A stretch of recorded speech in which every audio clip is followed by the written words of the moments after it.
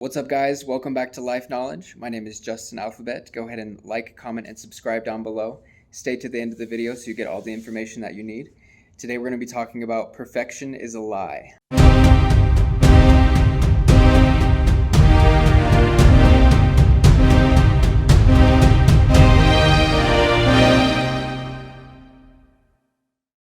So you're finding out why perfection is a lie in this video, and I'm going to explain to you guys a couple different things about perfection.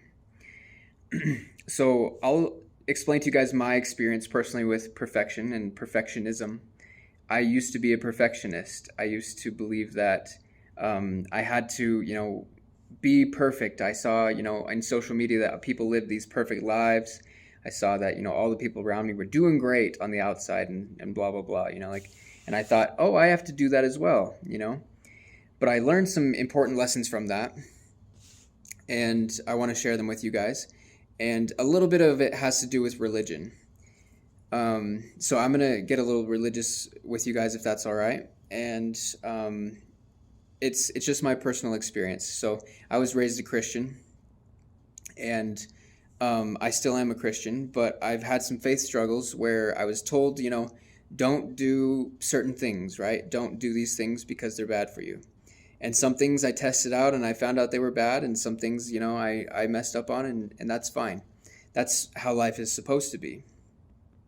But it's not supposed to be that you're supposed to feel bad about messing up. You're not supposed to feel bad about that.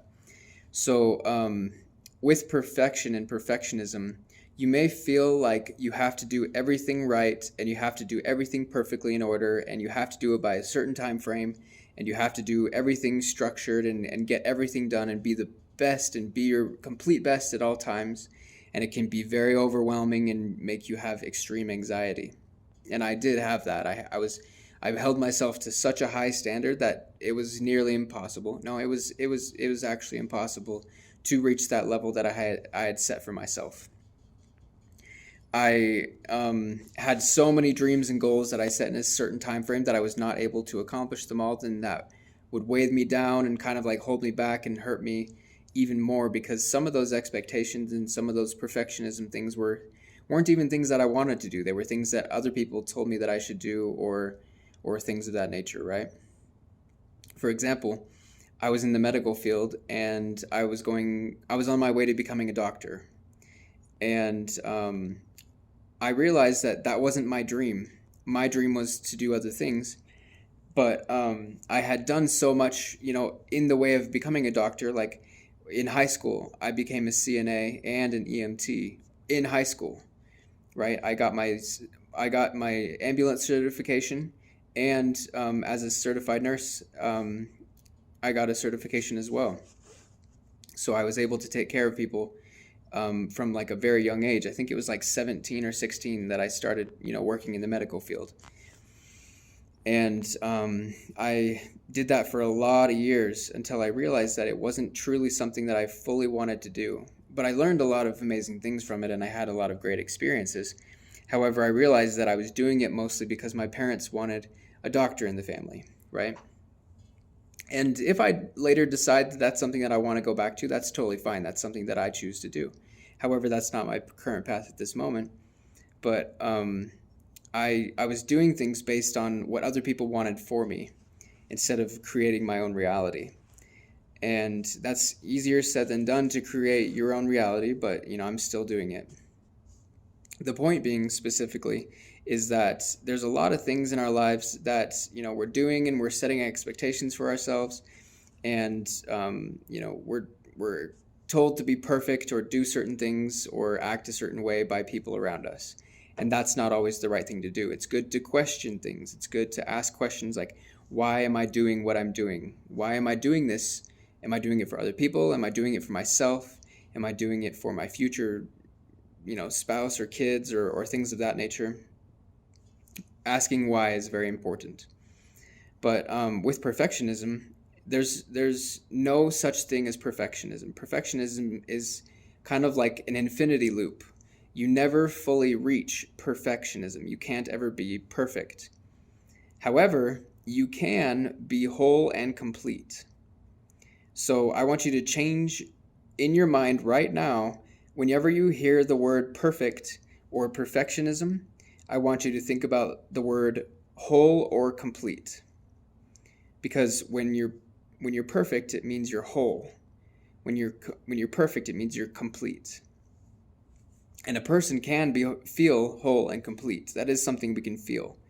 We can't ever feel perfect, like completely done, right? Completely like a full masterpiece, but we can feel completed. We can feel whole. And so I want you to ask yourself right now, what will it take for me to feel whole, right? What will it take for me to feel complete? And whatever that is, whether it's good or bad, I want you to write it down. It could be something, temporary, like a person. Could be something, it could be drugs. I'm not here to judge. But the point being is that like everyone has something that would make them feel perfect, whole, or complete. There are some things that are long-lasting things that make you feel whole and complete, and there are things that are temporary that will make you feel whole and complete. Things that are temporary typically are like money, drugs, sex, temporary things that people can be addicted to.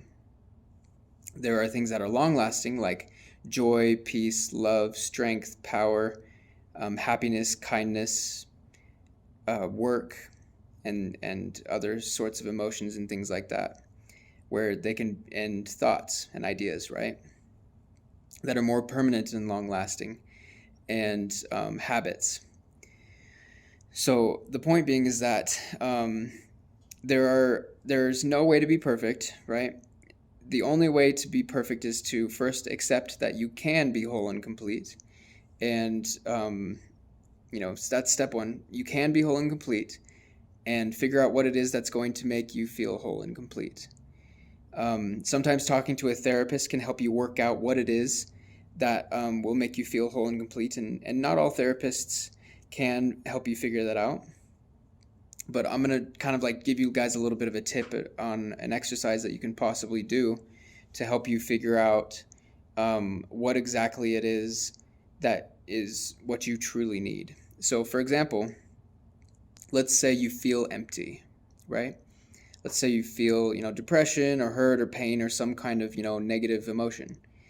And you literally have to ask this one question to help you figure out, everything. It's a simple question. It's one word. It's why. And so you ask yourself, well, I feel, pain. Why? Well, I haven't really, taken the time to feel my emotions since my last breakup, or I haven't taken the time to, grieve for my parents passing or my grandparents passing or, my dog or things of that nature. And then that's the answer, right? You got to just keep asking the question, unlock the layers, and then, why haven't you done that? Probably I didn't, grieve my dog's passing because I had too many other things going on in my life, but now's the time to do it. I can make some time to grieve my dog's passing, shed some tears and think about my dog and, let them go in a healthy, happy manner so that I can move on and move forward in my life, right? Or, grieve my ex-partner or my family or deceased loved ones or things of that nature, right? You have to take the time to cry that out and feel those emotions and feel the hurt and pain. You have to do that so that it doesn't stay and stick inside of you, because that is what's holding you back. You may feel an emptiness. You may feel a hole in your heart. You may have, an anger, a pain, a fear, etc. So that's how you can start to work on becoming whole and complete and get rid of perfectionism, is figure out what it is and ask yourself, why do I feel this? And keep asking why until you get to the bottom of it, because your brain knows why. Your brain deep down knows why. So keep asking those questions and write down, maybe like when you ask your brain, why do I feel this, write it down and let it out. Let it out of your body. Get in a safe space where you can cry it out, get it out in there's many different ways to get it out, but we typically feel like we need to be perfect because there's something inside of us that we're lacking. So we're trying to make up for it. and it's never going to work because you feel like you're lacking something. So ultimately, you need to realize that you are perfect, whole, and complete just as you are right now. Right now, you are perfect and whole and complete in this moment. And this exercise will also help you to become even more perfect, whole, and complete in this moment. You've done the best you can with what you've had, with the knowledge that you had. And this knowledge that I've just told you about asking yourself why is going to take you to the next level. Allow yourself to take yourself to the next level. And I give you permission. You can do this. You can take yourself to the next level. So take that time, ask the questions, feel the negative emotions, feel the feelings that you have to feel, and stop avoiding them so that you can become perfect, whole, and complete. Thank you guys for watching. I hope you have the day you deserve, and let's level up. I'll see you in the next one.